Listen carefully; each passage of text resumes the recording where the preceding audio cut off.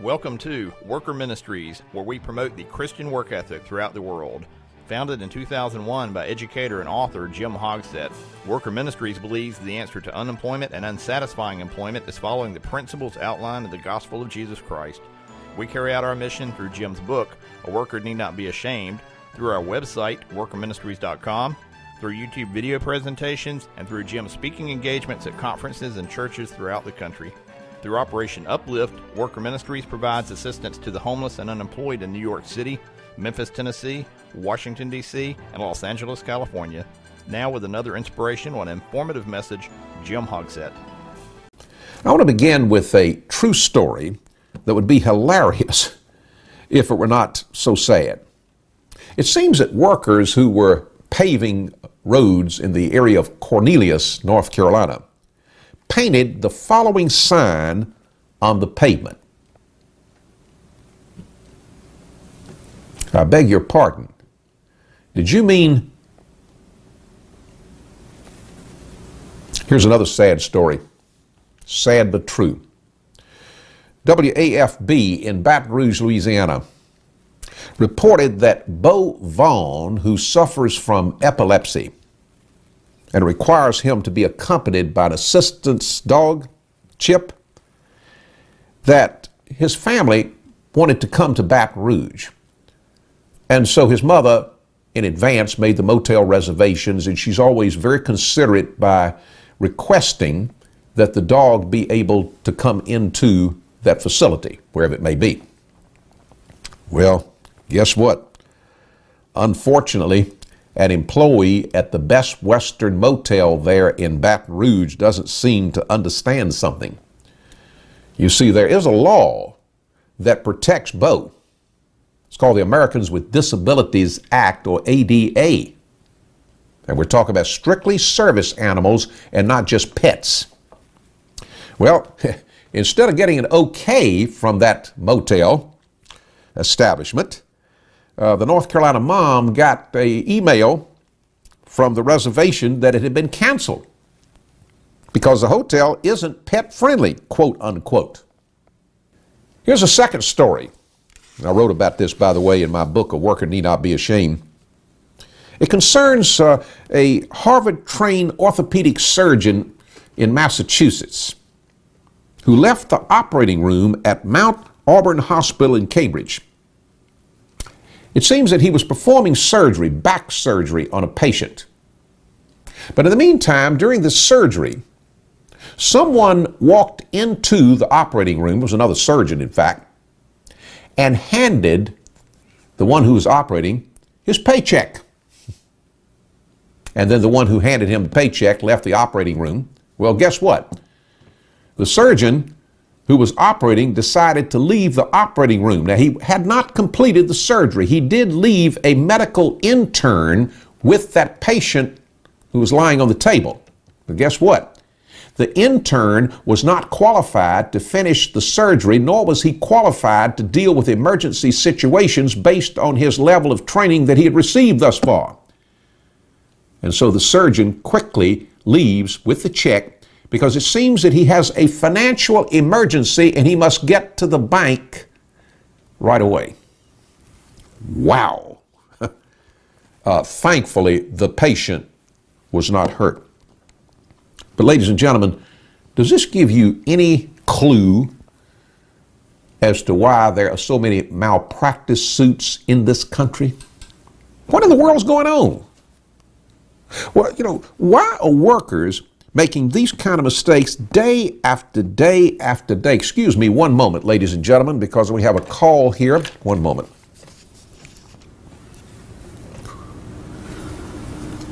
I have a message here that has been recorded, which is very appropriate. I'm going to go ahead and read this message as it's being delivered to me by phone.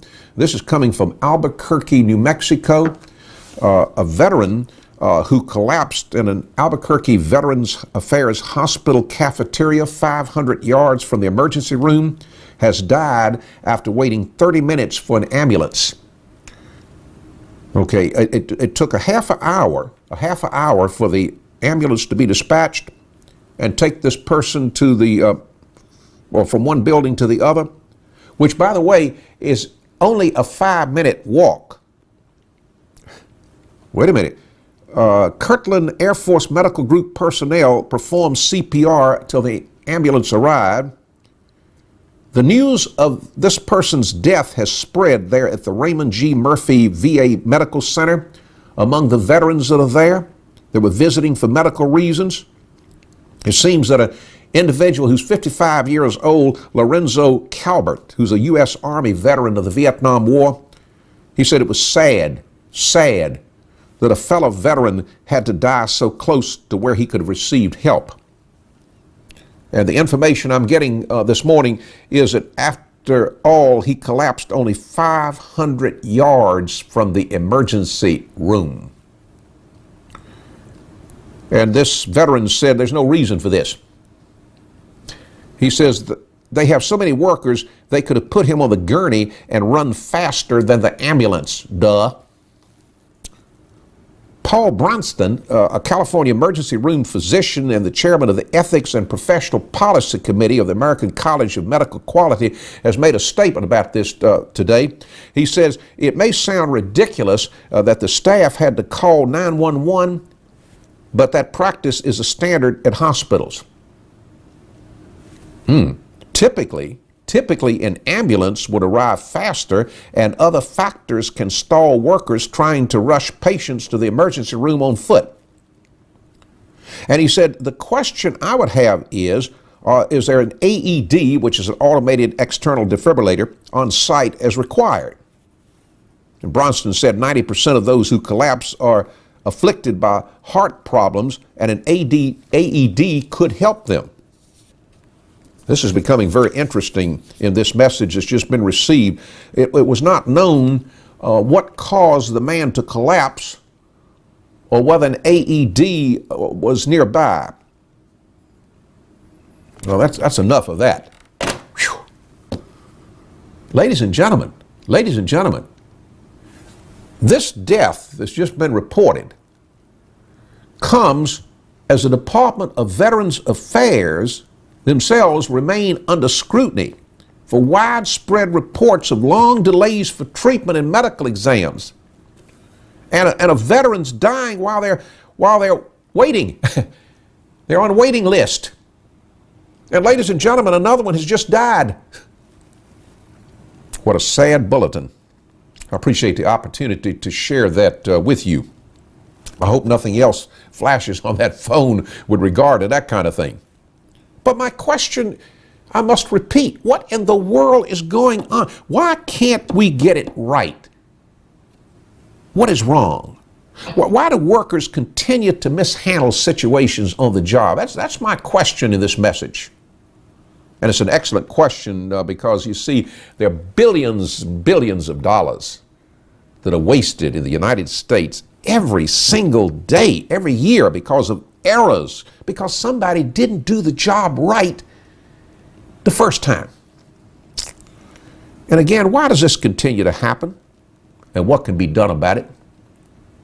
Perhaps you're one of those individuals who makes too many errors.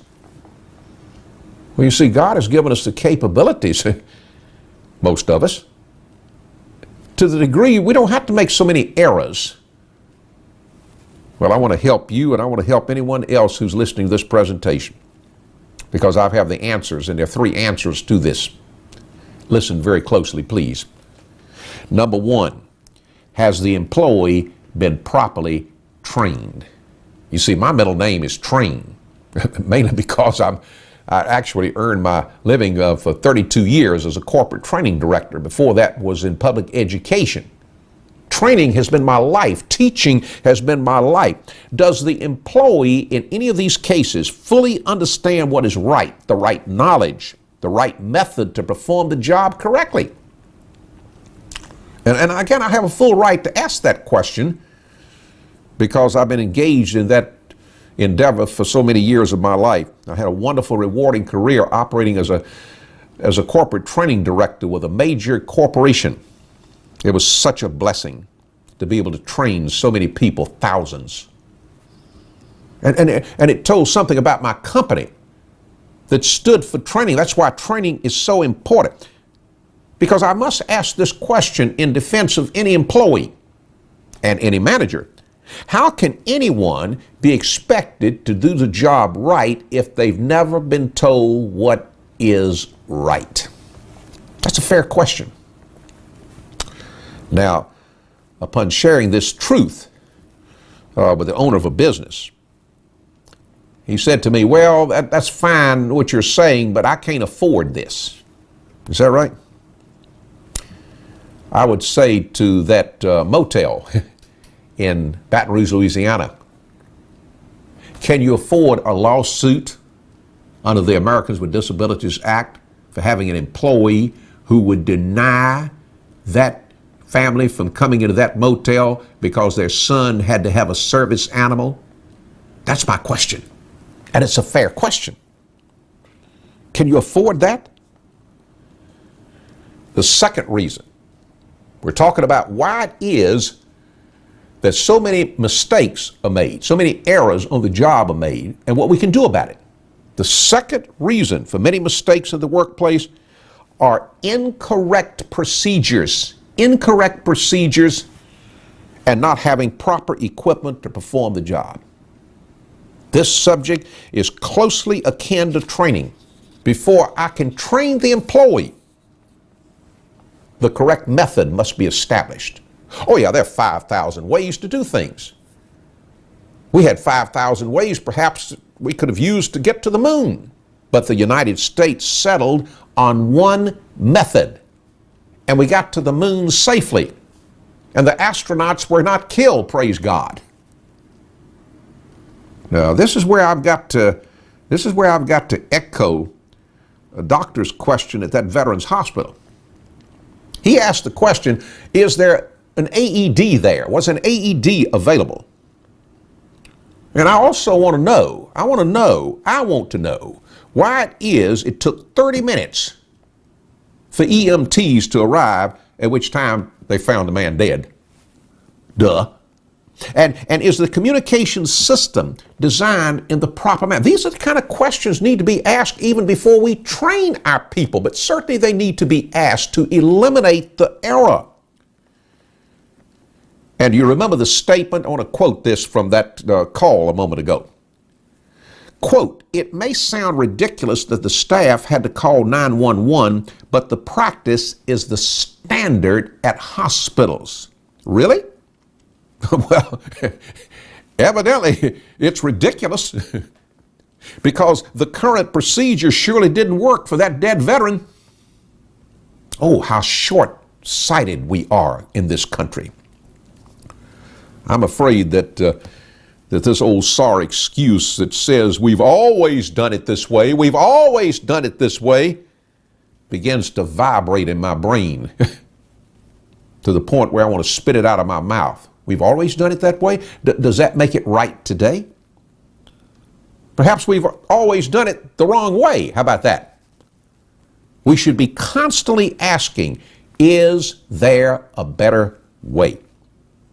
All of these method and equipment issues are critical. They can mean the difference between life and death, as in the case of this veteran who just died.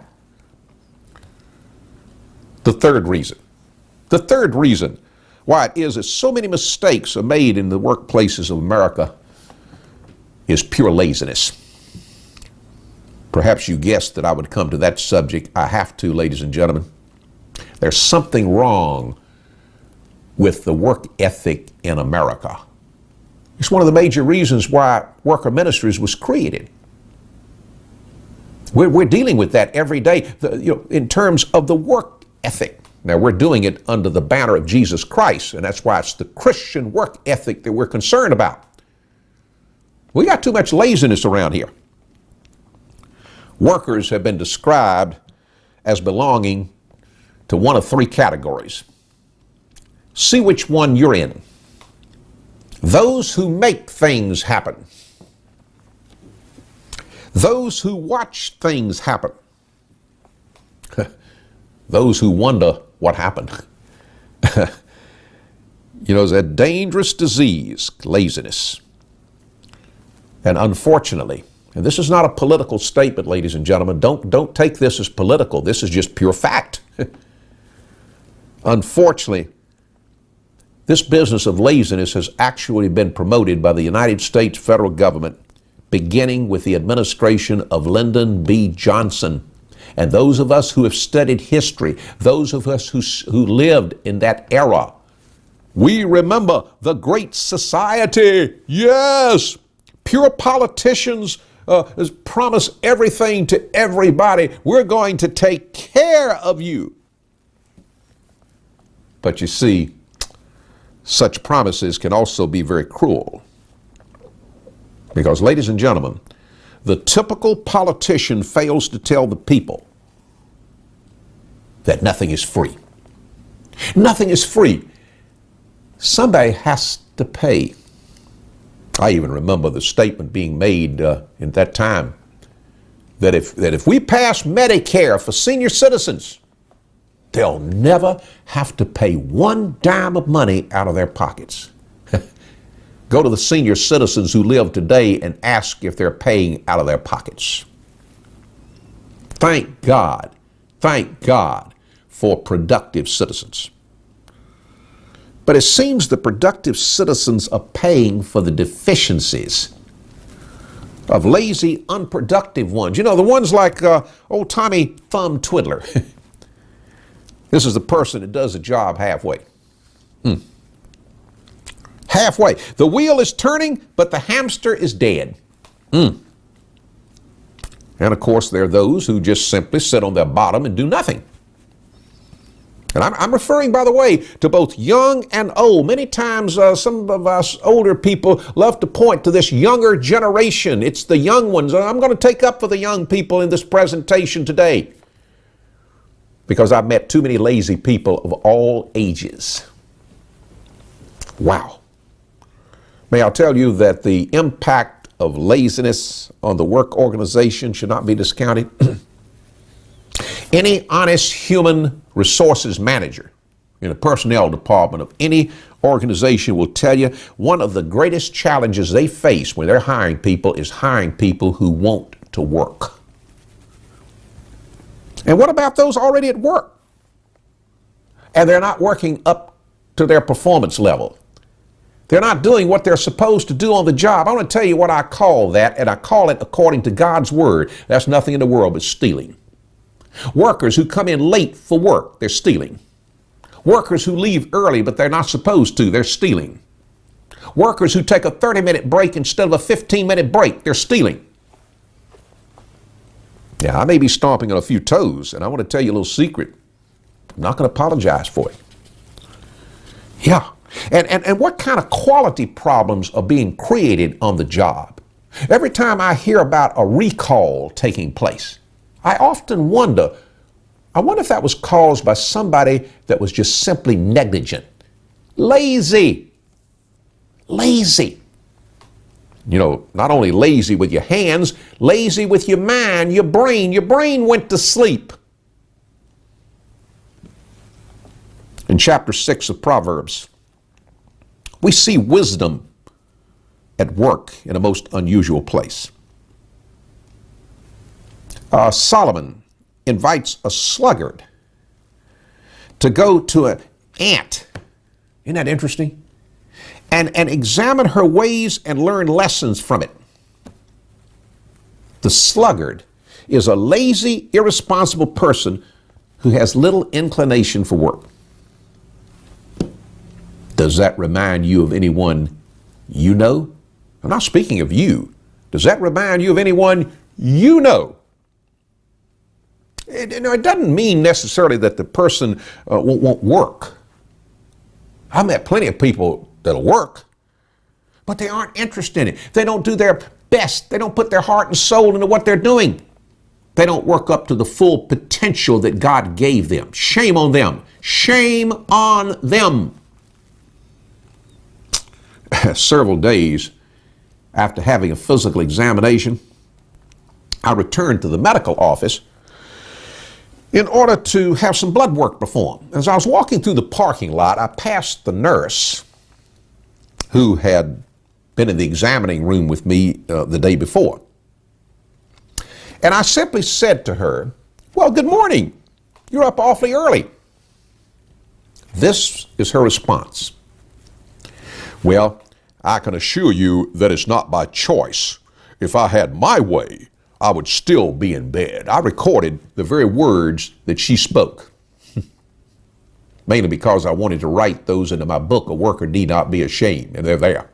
And I'm reading from it right now. Well, I could assure you it's not by choice. If I had my way, I'd still be in bed. That's an interesting response. It's especially interesting because the moment she spoke the words, a thought came to my mind. 48 hours earlier, she had made an error in taking my blood pressure.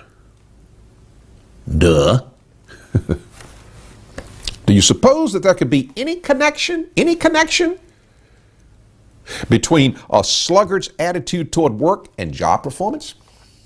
It's interesting to sit down and look at those ants to which Solomon referred, because we see three things that demand our attention. And you can test this. You can go out into an ant's hill and just take a look at them building the hill. First, they have initiative that the lazy lack. And interesting enough, ants have no leader. They have no leader, no boss, no overseer to check up on them. And yet, without any prodding whatsoever, they do a marvelous job in getting their work done. In fact, in human terminology, we would refer to that as being a self-starter. A self-starter. The second thing, when you look at ants and the way they go about working, they have foresight that the lazy lack. The ant teaches us that one must work in the present for future benefits. They're thinking ahead. See, when the cold weather arrives, ants have already stored up their food. They're not only smart, but they're productive, and they have foresight. A little ant. Ladies and gentlemen, we're not talking about a human, we're talking about a little ant. The productivity of an ant. And then thirdly, unlike the sluggard, ants never seem to rest. I wish to emphasize that rest is not wrong. I often emphasize that. Look at God. God rested after he created this marvelous universe. But on the other hand, resting during work time is wrong because, ladies and gentlemen, you're stealing. The person who's late coming to work because she overslept has not learned a valuable spiritual lesson. See, Jesus, believe it or not, was an early riser. And I'm not sure that they had alarm clocks then, but he was an early riser. What happens to our alarm clocks? I was late, I'm sorry, I overslept. Why? There's no excuse. There is no excuse. What's good for my Lord is good for you and me. Listen to this precious verse, Mark 1:35. Very early in the morning, while it was still dark, Jesus got up. He left the house and he went off to a solitary place where he prayed. Now, not only was he praying, he was actually working. You see, prayer was just an integral part of his ministry, as well as his life, of course. But he's already up and he's at it, and he's praying. In fact, the best part of the day, believe it or not, if you're a late sleeper, is the early part of the day. You're missing a lot. You really are. I know it's hard to believe, but you're missing a lot. The opportunity to see God's sunrise in motion, moving. That's a sufficient reason to be at work on time. Now, I have a lot of things that I say about this subject of laziness, and even more that I say in my book, A Worker Need Not Be Ashamed. But as for now, I want to leave you with some positive solutions about how you and I can eliminate unnecessary mistakes from our work. And I want to tell you something about it. You get a bonus out of this, because when you do that, life is much more pleasant. You see, when you do that, you don't have the boss on you. You don't have the possibility maybe of losing your job. Your work life is so much more pleasant when you do it right. And also, there's an ethical situation here. That is, we truly earn our pay when we eliminate the errors of our life. Now, first of all, I'm going to tell you the greatest secret that was ever revealed about customer service. And by the way, we all have customers. Every one of us have customers. Otherwise, we wouldn't have a job. In fact, we perform our work as a service to our customers. Now, here's the secret. Grab hold of this, because most people miss it. It's not rocket science, but most people miss it. I'm going to start this way. It's okay to make a mistake. Now, that certainly contradicts everything I've been talking about. Oh, but hold on. Hold on for the rest of the story. It's okay. It's okay to make a mistake. It's okay. Now, here's the rest of the story. Provided that you never allow the mistake to reach your customer. That's the secret. Now, think about it. Think about it. And let me just give an illustration to you. At one of my favorite restaurants, and I love to go there on Saturday nights to eat grilled tuna, I never see these people make a mistake. Now, ladies and gentlemen, one of my favorites there is that grilled tuna steak, but they may have burned that thing 100 times. I've been eating with them since, I believe, 1987. They may have burned that steak 100 times, that tuna steak. But they're smart. If they burn it, they're checking their work, and they determine, uh-oh, I burned my customer's steak. Hey, throw that in the trash can and start over. And then when they bring the plate to my table, it is right. It's right. It's good. And that's why I've been eating with them since 1987, because they have learned one of the greatest secrets to customer service. Now, ladies and gentlemen, the reason why I call this a secret is because most people don't do it. So I'm assuming that it's a secret. But now you know. It's a matter of check your work. Now, you can take what I have just said and transfer that into any business situation you want. I'm amazed at recalls in the automobile business. I'm amazed. Why can't these people get it right? I'm not trying to pick on them, but why can't they get it right when it comes to the starter mechanism or whatever we're talking about, and things that have actually caused people to have accidents resulting in death? We're talking about some serious stuff here, ladies and gentlemen, in any job. Your job, my job, all jobs. We need to check our work and get it right before it is turned back to the customer. And when we do not do that, that's an indication of laziness and not being productive and not having a focus on quality. The terrible tragedy involving the Space Shuttle Columbia just still bugs me. That's the one that disintegrated on its way back to Earth. Oh my goodness. And the shuttle was grounded. After that, the shuttle itself program was grounded for 2 years until safety measures were added. And that includes, by the way, the procedures to deal with catastrophic cabin depressurization, better crew restraints, an automated parachute system. All that's wonderful. But why didn't it happen? Why didn't they do all of that before this tragedy occurred? Why weren't they done when Columbia was being built and before it was launched? You know what that's called? It's called preventive management. And although you may not be a manager as far as the level of work is concerned, every person should be engaged in preventive management. And for some reason in America, we just don't seem to have our heads screwed on correctly to deal with those matters. And certainly there are marvelous exceptions out there, people that do wonderful quality work. Here's my second tip for eliminating mistakes. Now, the first tip is, check that work. Check it. Make sure that you implement the greatest secret to customer service. Check your work. Make sure it's right before you release it to the customer. But here's a second tip.